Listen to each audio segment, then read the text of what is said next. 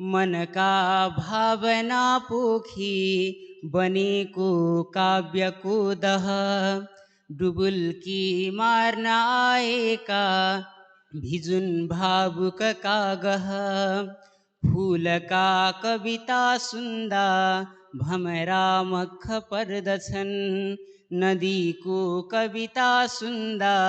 छालले धन्य भन्दछन् बाटोको कविता सुन्दा यात्री फुल्दछ सानले माटोको कविता सुन्दा आँसु झार्छ किसानले कविता कविता भन्दा रुनेलाई रुवाउँछ कविता कविता भन्दा हाँस्नेलाई हँसाउँछ जो मान्छे नाच्न चाहन्छन् नाच्छन् काव्य सुनेपछि जो मान्छे बाँच्न चाहन्छन् बाँच्छन् काव्य गुनेपछि हितका लागि लेखिन्छन् बोल्दछन् ज्ञानका कुरा सुन्नेले सुन्छ बुझ्नेले बुझ्छ चुम्दछ टाकुरा गुम्सिदा मनका भाव रोकिन्छ मूल भावको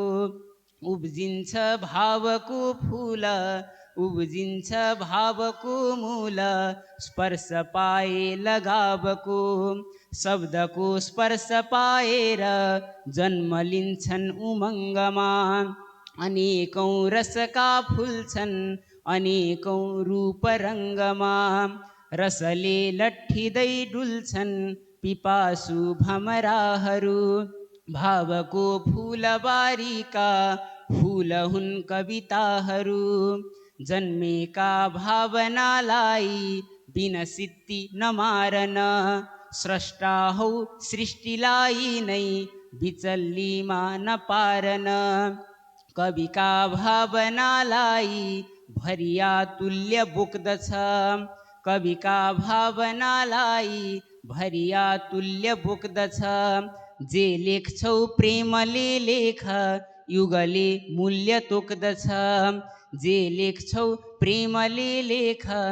युगले मूल्य तोक्दछ। धन्यवाद।